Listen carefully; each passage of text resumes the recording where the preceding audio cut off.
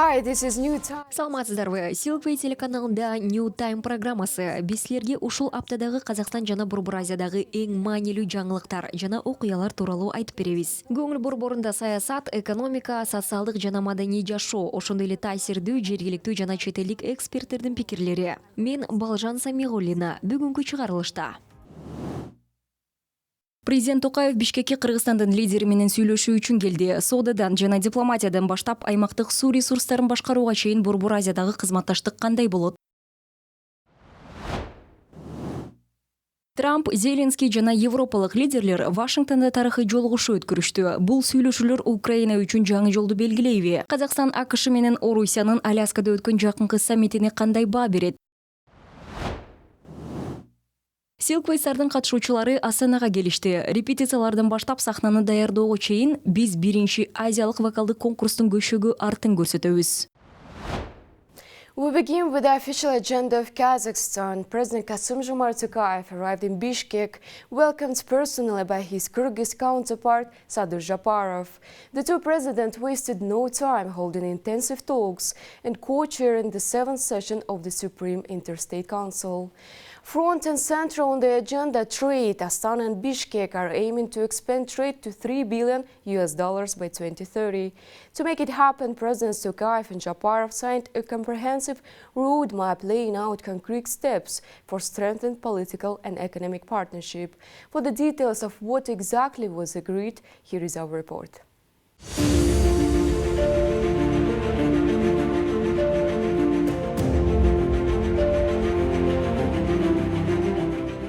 Kazakhstan's president opened his visits at the Atabeyit Memorial Complex, a site of deep national memory. It honors the heroes of the Kyrgyz people and victims of Stalin-era repressions. President Tokayev laid flowers at the monument marking the tragic events of 1916 and paid respects to Chingiz Aytmatov, the writer who gave the memorial its name, Atabeyit, or the Grave of the Fathers.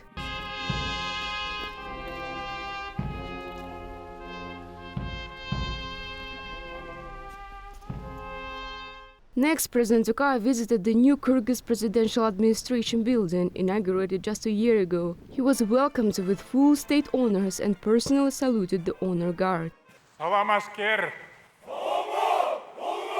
Right after the ceremony, the two presidents moved into the meeting hall for closed-door talks, later joined by their wider delegations. In a spirit of brotherhood, they exchanged warm words, highlighting the progress both countries have made in strengthening their partnership. You are carrying out important initiatives aimed at improving the well-being of the people. A clear confirmation of this is the country's economic growth of 11.7% since the beginning of the year. We welcome the achievements of brotherly Kyrgyzstan and attach great importance to further strengthening our cooperation. You are known in Kyrgyzstan as an outstanding statesman and experienced diplomat of international stature. We are very pleased that in recent years, with your direct support, our bilateral cooperation has reached a qualitatively new level. For my part, I express my readiness to further develop our relations. The agenda between Kazakhstan and Kyrgyzstan spans a wide range, from transport and energy to agriculture and digitalization. But today, water took center stage. And it's not just about fair resource sharing, but the security of Central Asia as a whole. Both sides stress they are fully honoring past agreements, a step they say builds trust and paves the way for deeper cooperation. Today we can state that the growing season is coming to an end and we have received 100% of the water from the Chu and Talas rivers. In addition, we will continue working on signing a program for the exchange of hydrological data between Kazgidromet and Kyrgyzgidromet. Thanks to our joint efforts within both the Chu-Talas basin and the Naren-Sirdarya cascade, almost all issues have been resolved this year. The talks wrap up with a series of new agreements and memorandums. President Tokayev announced a major project, an industrial trade and logistic complex set to open next year on the Kazakh-Kyrgyz border. We agreed to continue creating favorable conditions for the effective operation of joint enterprises. Particular attention was given to increasing the capacity of the Kazakh-Kyrgyz border and to the issue of cargo transportation. In recent months, a number of large-scale measures have been taken in this area. Work is now underway to modernize 8 border checkpoints, with the upgrades set to be fully completed within the next 2 years.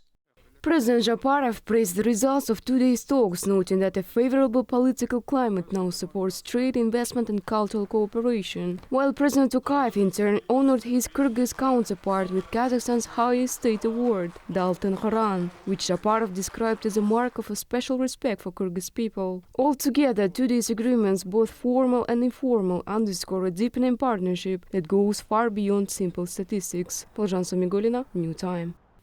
Kazakhstan and Kyrgyz Republic have maintained diplomatic relations for Қазақстан менен Кыргызстан 33 жылдык мамилесинде дээрлик бардык тармактарда кызматташтыкты жолго коюшту. Ошол эле учурда өнөктөштүк сапаттык жаңы деңгээлге чыгууда. Маселен өткөн жылдын жазында Астана менен Бишкек мамлекеттери ортосундагы союздаштык мамилелерди тереңдетүү жана кеңейтүү жөнүндө келишимге кол коюшкан. Документ саясий, экономикалык, суу энергетикалык, маданий гуманитардык чөйрөлөрдү, коопсуздук жаатындагы кызматташтыкты камтыйт. Бүгүнкү күндө өлкөлөрдүн соода экономикалык мамилелери активдүү өнүгүүдө, ал эми дагы кайсы багыттар өсүштүн драйвери боло алат? Биздин репортажда. growth.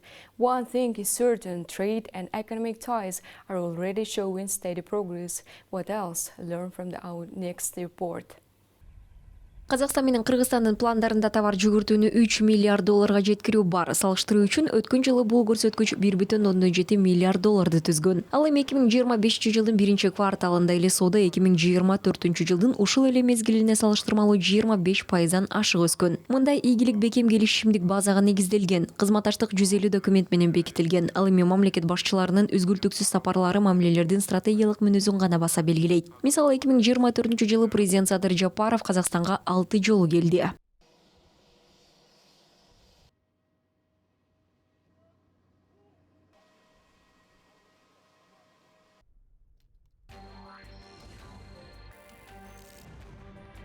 Биздин өлкө нефтехимия, тамак аш, металлургия жана башка тармактардын өнүмдөрүн кошуп 260 миллион доллардан ашык суммага 195 товардык позициясын экспорттун көбөйтүүгө даяр. Казакстан дан жана май өсүмдүктөрүнүн экспортун көбөйтө алат. Агро өнөр жай комплекси эки өлкөнүн ортосундагы өз ара сооданын 20%-ын түзөт жана өсүү потенциалына ээ. Ишкердик байланыштарды кеңейтүүгө эки тараптуу инвестициялык форумдарда көмөктөшөт. Астанада өткөн ушундай иш-чаралардын акыркысында дароо 300 миллион долларлык келишимдерге кол коюлган. Ошол эле учурда чек ара кызматташтыгы дагы артыкчылыктуу багыт бойдон калууда.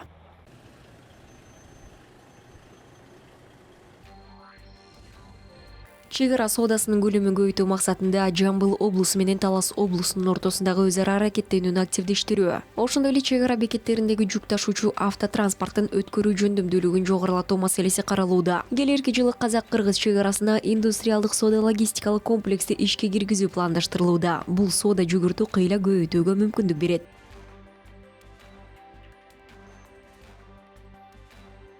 Келечектеги кызматташтыкты масштабтуу инфраструктуралык жана энергетикалык долбоорлордо түзөт. Алардын ичинде Алматы-Бишкек коридору да бар. Кыскасы бүгүнкү күндө Борбор Азия өз ара пайдалуу кызматташтыктын жана глобалдык транзиттик агымдардын бирдиктүү мейкиндигинде айланууда. Ушул шартта президент Токаевдин Бишкекке болгон сапары өнөктөштүк үчүн жаңы багыттарды белгилөөгө карай кадам болду. Нурай Асылбек, New Time.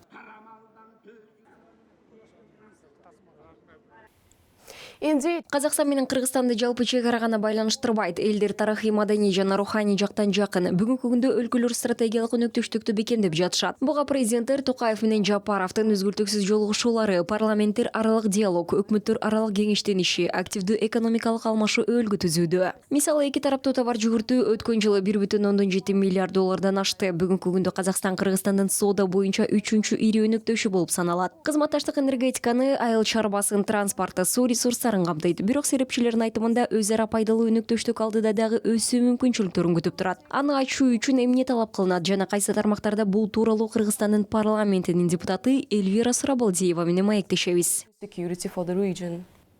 И сейчас с нами на связи из Бишкека депутат парламента Кыргызстана Эльвира Сурабалдиева. Сиздерди көргөнүбүзгө кубанычтабыз. Экономикалык күн тартиби менен баштоого уруксат этиңиздер. Казакстан Кыргызстандын негизги экономикалык өнөктөшү бойдон калууда. Өткөн жылы өлкөлөр ортосундагы өз ара сооданын көлөмү болжол менен 1,5 миллиард долларды түздү. Бирок серепчилер айткандай мүмкүнчүлүк алда канча жогору. Сооданын өсүшү жана тоскоолдуктарды жоюу үчүн кандай кадамдар маанилүү деп ойлойсуз? Сейчас в нашем взаиморазвитии, да, сейчас основу составляет сельхозпродукция, продукты питания, топливо. Биздин товар жүгүртүүдө негизинен айыл чарба өнүмдөрү, азык-түлүк, отун, курулуш материалдары жана транзиттик кызматтар түзөт. Бизде албетте башка дагы мүмкүнчүлүктөр бар. Бул чек эмес, бул салттуу багыттардан тышкары чыгууга болот. Башкача айтканда, бул биргелешкен индустриалдык хабтарды, чек арадагы логистикалык хабтарды түзөө. Менимче, муну биздин жетекчилик, башкача айтканда министрлер кабинети талкуулап жатат. Ошондой эле агро өнөр жай комплексинде кооперацияны өнүктүрүү абдан кызыктуу болмок. Бул көпчүлүгүбүзгө тарыхый жактан тааныш. Албетте, жашыл энергетика, санариптик технологиялар азыр бүт дүйнө жылып жаткан чөйрөлөр. Перспективы как в таких дружественных отношениях, взаимоотношениях соседских. Потом, естественно, зеленая энергетика, цифровые технологии. Ну вот куда весь мир сейчас идет, да? И позвольте также другую... Башка тармакка да токтоло кетейин. Бажыны өлкөлөр арасында санариптештирүү транзитти тездетүүнүн жана ошон менен товар жүгүртүүнү көбөйтүүнүн жол катары каралууда. Азыр эмнелер жасалды жана кандай натыйжаларга жетишилди? Что уже сделано сейчас и каких результатов удалось достичь? Вопрос пересечения границ. Объективно, мы все это знаем, да, в нынешних наших реалиях он очень чувствительный. Да. Чек ара маселесин чечүү объективдүү маселе экенин баарыбыз билебиз. Азыркы реалдуулукта бул өтө сезимтал маселе. Ошондуктан экономика, саясат жөнүндө сөз кылганда бул ишкерлер гана эмес, биздин катардагы жарандар экенин унутпашыбыз керек. Алар үчүн чек аранын өтүүнүн ачык айкындуулугу маанилүү. Менимче, Кыргызстанда бул маселе көп көтөрүлөт. Кыргызстан менен Казакстандын ишкерлеринин ортосунда бул маселелер көп чыгат. Менимче, азыр бизде өз ара түшүнүшүү тездик менен жүрүп жатат. Көп процесстер тездеди. Эсимде, мен бул жака келе жатып эле маалыматтарды карап чыктым. Азыр электрондук калмашуу киргизилген. Бул санариптештирүү доорунда кол менен текшерүү маселесин кыскартат. Ошондуктан транзиттик багыттар азыр бир топ тез өтүп жатат деп ойлойм. Бирок кандай болгон күндө дагы көйгөй бар. Бизге дагы деле синхрондоштуруу жетишпейт. Эгерде биз улуттук маалымат базасын синхрондоштурсак, анда алда канча ыңгайлуу болмок. Да? Поэтому транзитные направления, мне кажется, сейчас стали проходить намного быстрее. Но в любом случае есть еще и проблемы. Нам все-таки не хватает синхронизации. Вот национальной информационной базы, если бы мы еще синхронизировали, было бы намного комфортнее. И водные ресурсы также критически важны для нас. Суу ресурстары биздин регион үчүн өтө маанилүү. Казакстан Кыргызстанда ирригацияны модернизациялоо жардам берип жатат. Сиздин оюңузча, кургакчылыктын тобокелдиктерин азайтуу үчүн азыр кандай биргелешкен долбоорлор керек? Бул өзгөчө биздин регион, Борбордук Азия үчүн абдан актуалдуу. Но именно в водном направлении, мне кажется, это капельное орошение. То, что сейчас надо... Менимче, суу багытында тамчылатып сугаруу чечими эң туура. Климаттын өзгөрүшүн, мөңгүлөрдүн эришин эске алуу менен азыр Борбор Азияда ушуну караш керек. Кыргызстанда суунун эң чоң агымы пайда болот. Ал эми Казакстанда ири агрардык өндүрүүчүлөрдүн бири. Биз баарыбыз биргелешкен чечимдерге кызыктарбыз. Ошондуктан сууну үнөмдөөчү технологиялар биз өнүгүшүбүз керек болгон абдан маанилүү тема деп ойлойм. Башкача айтканда, биз жөн эле отуруп сууну бөлүшпөшүбүз керек. Биз биргелешип башкарышыбыз керек. Бул маселелердин артында фермерлердин, ишкерлерибиздин көйгөйлөрү турганын түшүнүшүбүз керек. Акыры коңшулук мамилебиз коркунучта турат жана 1000 жылдык коңшулук алакабыз. Баары бир, менимче миллиондогон жарандарыбыз бири-бирини тууган болуп калышкан. Ошондуктан биз жөн эле кошуна эмеспиз. Проблемы наших предпринимателей, в конце концов, на кону наши добрососедские отношения и тысячелетние наши взаимоотношения как соседей. И все-таки у нас, я думаю, миллионы наших граждан уже давным-давно друг другу родственники, поэтому мы не просто соседи. Ну и напоследок... Акырында айта кетсек, президент Токаевдин азыркы сапарынын символизми, жылуу жолугушуулар, Бишкектеги Кемел Токаевдин атындагы мектеп. Мындай ишараттар биздин эки тараптуу мамилелерибиз жөнүндө эмнени айтып турат деп ойлойсуз? Добрососедские отношения, это в случае Кыргызстана с Казахстаном, в обиходе, в народе у кыргызов. Жакшы коңшулук мамиле бул Кыргызстан менен Казакстандын ортосундагы мамиле. Кыргыздардын арасында элибизди кыргыз-казак бир тууган деп айтылат. Башкача айтканда, биздин тарыхый тамырыбыз, маданиятыбыз, үрп-адаттарыбыздын, тилдерибиздин окшоштугу ушунчалык жылуу. Бул туугандык миллиондогон жарандарыбызды байланыштырып турат. Ошондуктан мунун баары социалдык, маданий, гуманитардык багыттар менен толукташыбыз керек. Ишкердиктен, туризмден тышкары дагы көптөгөн темалар бар. Алар аягына чейин изилдене элек. Андан көп нерсеге жетише алабыз деп ойлойм. Мисалы, гуманитардык багытта бүгүн сапардын алдында биздин биргелешкен жолугушуубуз жана парктын ачылышы, андан кийин мектептердин ачылышы болот деп талкууланды. Ошондуктан бул багытта тарыхый маданий мурасыбыздын окшоштугу бизге абдан жардам бере турган көптөгөн темалар бар. Многое мы можем добиться, да, допустим, в гуманитарном направлении насколько я помню, сегодня, то есть в преддверии визита, там обсуждалось, что у нас будет совместная там встреча и открытие парка, да, совместное, потом открытие школ.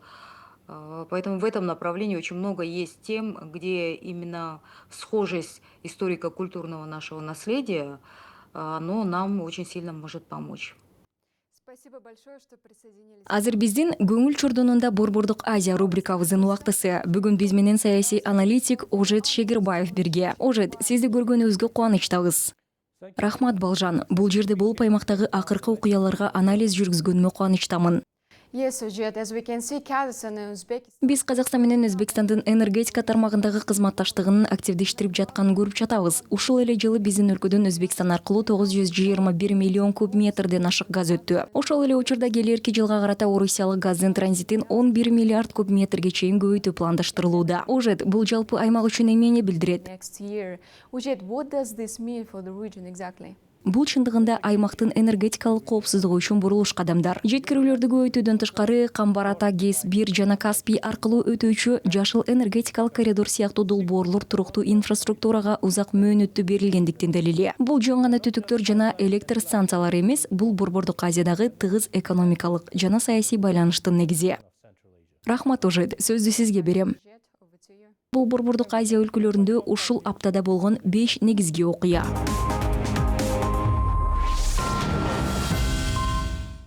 This week, the chairperson of the Oli Majlis of Uzbekistan, Ушул аптада Өзбекстандын Оли Мажилисинин төрайымы Казакстанга расмий сапар менен келди. Танзила Нарбаеваны Казакстандын президенти жана парламенттин эки палатасынын спикерлери кабыл алды. Жолугушууда мамлекетибиздин башчысы Өзбекстан менен кызматташтыкты өнүктүрүү аймактагы туруктуулукту жана коопсуздукту камсыз кылуунун маанилүү фактор экенин баса белгиледи. Сүйлөшүүлөрдүн жыйынтыгында Токаев Танзила Нарбаевага экинчи даражадагы достук орденин тапшырды. Мындан тышкары сапардын алкагында Казакстан менен Өзбекстандын сенаттарынын 2025-2026 жылдарга карата кызматташтык жол картасына кол коюлду. Ал эки өлкөнүн палаталарынын өз ара аракеттенүүсүнүн негизги багыттарын аныктайт. Сапардын программасына ошондой эле өлкөлөрдүн илимий чыгармачыл интеллигенциясынын биринчи биргелешкен форуму, ошондой эле Казакстандын эксперттик коомчулугу менен жолугушуу кирди. Иш-чаралардын мындай ар тараптуу форматы Борбор Азия мамлекеттеринин ортосундагы эки тараптуу мамилелерди өнүктүрүүнүн жана тереңдетүүнүн маанилүүлүгүн баса белгилейт. Kazakhstan and Uzbekistan are stepping up the energy. Казакстан менен Өзбекстан энергетика тармагында кызматташтыкты күчөтүүдө. Энергетика министри Ерлан Аккенженов жана Өзбекстандын республикадагы элчиси Бахтиёр Ибрагимов биргелешкен энергетикалык долбоорлор боюнча сааттарын текшеришти. 2025 жылдын 7 айында атамекендик газдын Өзбекстандын аймагы аркылуу транзити 921,7 миллион куб метрди түздү. Орусиянын газын Казакстандын аймагы аркылуу Өзбекстанга жеткирүү көлөмү 2026 жылга карата 11 миллиард куб метрге чейин көбөйтүлөт. Тараптар Камбар-Ата 1 ГЭСин куруу жана Каспий аркылуу өтүүчү жашыл энергетикалык коридор долбоорлорунун жүрүшүн талкуулашты. And the green energy corridor across the Caspian Sea. On August 18, a walking meeting was held at the Uzatom Agency in Tashkent. Баш айынын 18-нде Ташкент шаарындагы Өз атом агенттигинде казак делегациясы менен өзбек мамлекеттик структураларынын жана уюмдарынын өкүлдөрүнүн жумушчу жолугушуусу өттү. Талкууда атомдук энергияны тынчтык максатта пайдалануу жаатында өз ара аракеттенүүнү өнүктүрүү, экологиялык жана радиациялык коопсуздук маселелери боюнча тажрыйба алмашуу, тармак үчүн адистерди даярдоо болду. Мындай өнүктүштүк энергетика, саламаттыкты сактоо, айыл чарбасы жана суу тазалоо тармактарында өзөктүк технологияларды колдонууну биргелешип өнүктүрүүгө мүмкүндүк берерин белгилешти. Кызматташуунун мындай форматы эки тараптуу мамилелерди тереңдетип, Борбор Азияда атомдук энергетиканын коопсуз өнүгүшүнө өөлгө түзөт. Өз алдынча изилдөөлөрдү баштоого жана өзөктүк секторда улуттук экспертизаны түзүүгө мүмкүнчүлүктөрдү ачат. Буга чейин Өзатом, Росатом жана Орусиянын улуттук өзөктүк изилдөө университети МИФИ адистери даярдоо боюнча макулдашышкан. Бирок өз билим жана компетенция базасын түзүү да маанилүү. University MIFI had already agreed on joint training of specialists for the nuclear industry of Uzbekistan.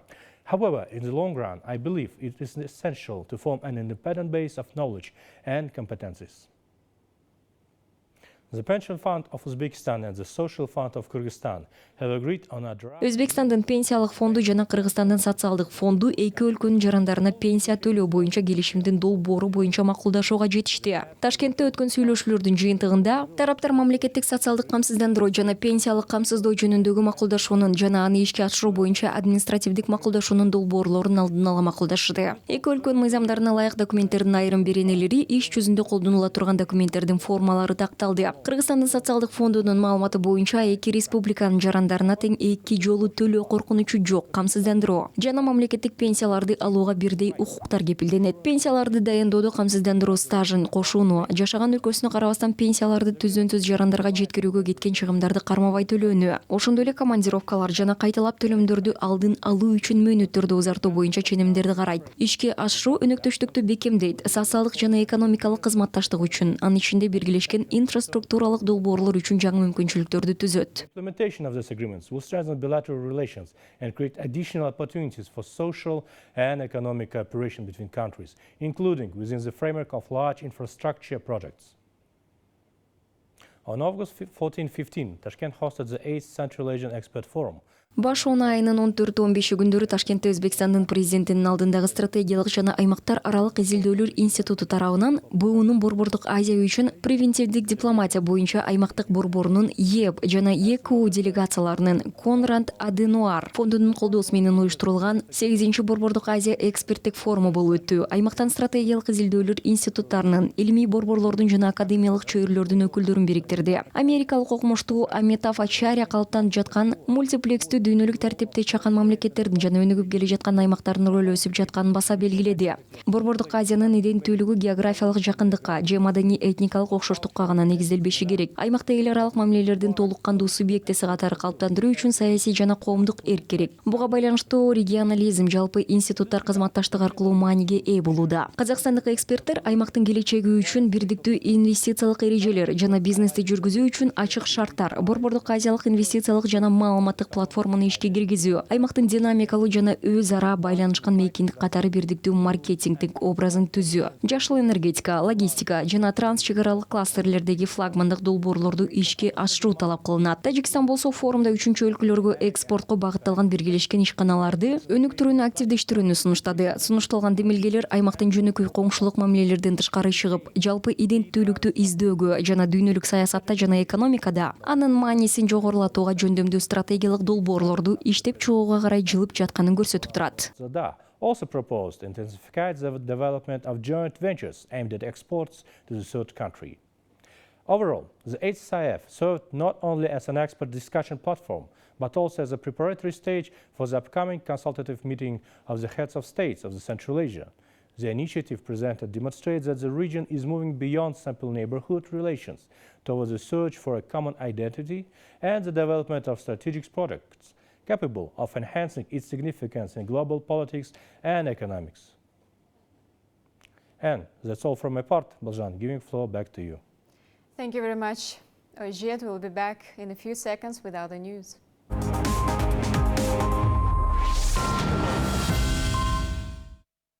And now to the world news. Donald Trump has... Ал эми азыр эл аралык жаңылыктарга өтөбүз. Дональд Трамп АКШ Орусия менен болгон жаңжалды токтотуу боюнча келишимдин алкагында Украинага коопсуздук кепилдиктерин берүүгө катышаарын тастыктады. Бул билдирүү Ак үйдө президент Зеленский жана европалык өлкөлөрдүн лидерлери менен болгон тарыхый жолугушууда жасалды. Бул жолугушуу Трамптын Аляскада Владимир Путин менен болгон саммитинен кийин шашылыш түрдө уюштурулган иш-чара болду. Украинаны чечкиндүү колдоого алып, европалык лидерлер Зеленскийге кошушту. Бул учур ийгиликке жетүү же узакка созулган жана оор сүйлөшүүлөрдүн дагы бир бөлүмүбү. Бул тууралуу кийинки материалда. After a long and difficult negotiations to find out, let's go to our report. Европа биримдигинин колдоосу Владимир Путин менен Дональд Трамптын Аляскадагы дипломатиялык сүйлөшүүлөрү ок катышууну токтотуу боюнча макулдашуусуз аяктагандан кийин келди. Буга чейин эч качан Европа лидерлеринин мынчалык көп саны Ак үйдө чогулган эмес. Бул тарыхый окуя. Албетте, Украинадагы кризисти чечүү жолунда кадам болушу мүмкүн. Бирок бир адам жетишпей жатты. Владимир Путин. Талкууланып жаткан мүмкүн болгон келишим тууралуу кабарлар бар. Бирок европалык лидерлер Украина үчүн да, Европанын калган бөлүгү үчүн да коопсуздук кепилдиктерин берүүнү талап кылышууда. Владимир Зеленский Киев Москвага аймактарды берүүгө ниеттенбегенин жана тескерисинче Орусияга карата санкцияларды күчөтүүгө чакырганын ачык билдирди.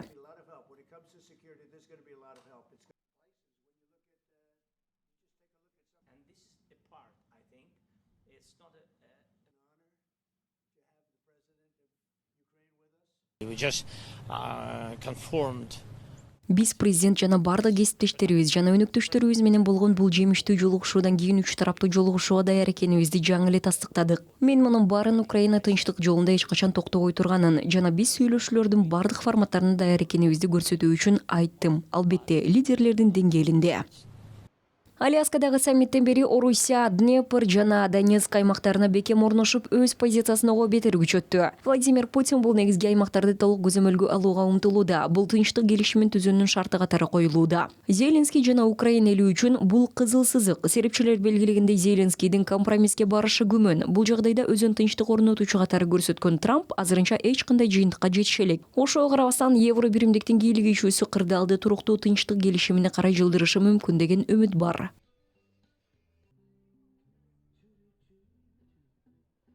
On the question of security guarantees was Коопсуздук кепилдиктери боюнча иштеп жаткан 30 мамлекеттен турган каалоочулар коалициясы эми АКШ менен биргеликте иштеп аракеттерди координациялай турганы тууралуу макулдашууга жетишилди. Биз буга чейин эле командаларга маселени иштеп чыгуунун тапшырдык. Бул Украинанын, Европанын жана Бириккен Королдуктун коопсуздугу үчүн маанилүү. That's really important for security in Ukraine, for security in Europe and for security in the United Kingdom. Улуу Британиянын премьер-министринин айтымында сүйлөшүүлөрдүн жыйынтыгы Трамп, Зеленский, Путин саммитине жол ачышы мүмкүн экенин да көрсөтүп турат. Анкоридждеги жана андан кийин Вашингтондагы жолугушуудан кийин Трамп менен Путин 40 мүнөттүк телефон аркылуу сүйлөшүү өткөрүштү. АКШнын президенти жөн гана ок атышууну токтотуу эмес, туруктуу жөнгө салууга жетишүүнү көзөп жатканын билдирүүдө. Ушул фондо Европанын Вашингтондагы бирдиктүү катышуусу анын жыйынтыкка таасир этүүчү ичкиндүүлүгүн баса белгилейт. Жыйынтыгы кандай болбосун, бүгүнкү дипломатиялык аракеттер согуштук аракеттерди токтотпошу мүмкүн. Бирок бул согуштун акыры кандай бүтөөрүн аныкташы ыктымал.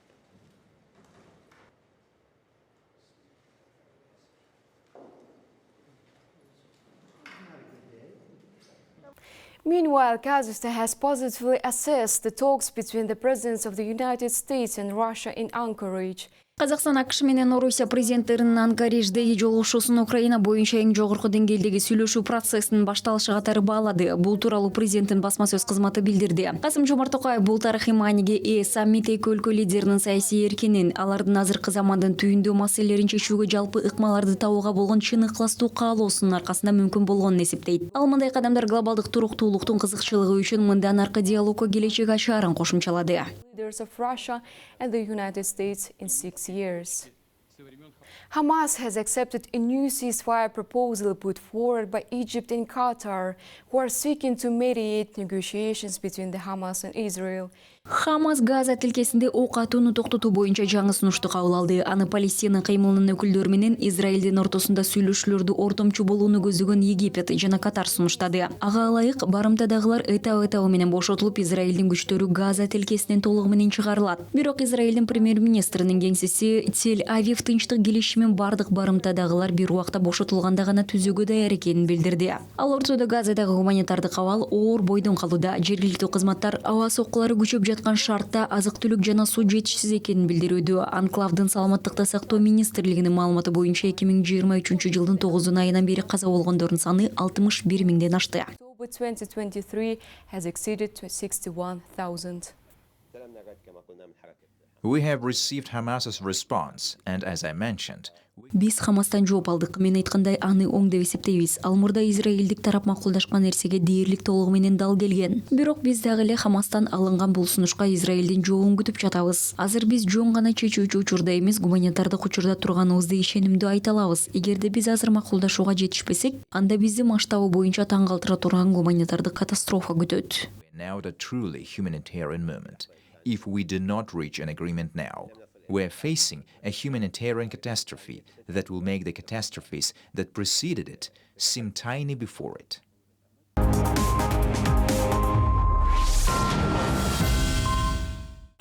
This week, Astana welcomed 12 artists along with the jury members of the Маданият жаңлыктары Астана Silkway Star аттуу биринчи Азия вокалдык конкурсун өткөрүүчү аянтча болуп калды. Борбор калаанын аэропортунда Долбоордун командасы катышуучуларды жана калыстар тобунун чыныгы казак меймандостугу менен тосуп алышты. Азыр артисттер чоң сахнага чыгууга активдүү даярданып жатышат. Алгачкы тартуу иштеринин башталышына саналуу гана күндөр калды. Долбоор Казакстандын президентинин теле радио комплекси менен Chine Media Group ортосундагы кызматташуу жөнүндөгү келишимдин алкагында ишке ашырылууда. Кененирээк кийинки репортажда. the President of Kazakhstan and China Media Group.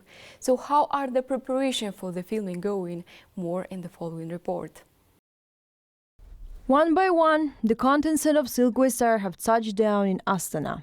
Silkway Star сынагынын катышуучулары өлкөнүн башкы аба майданына кезектешип келишип, тосуп алган тараптын жылуу мамилесин гана эмес, шаардын кооздугунда белгилешти. Аны учактын терезесинен эле байкабай коюу мүмкүн эмес. Көпчүлүк үчүн бул Казакстан менен биринчи таанышуу болду. Алардын айтымында боорсоктор домбуранын үнү жана меймандостук өлкө жөнүндө абдан жагымдуу таасир калтырат. Ал эми кээ бирөөлөр үчүн бул сапар эл аралык деңгээлдеги конкурска биринчи жолу катышуу тажрыйбасы. Contestant is eager to share their impressions and expectation for the project.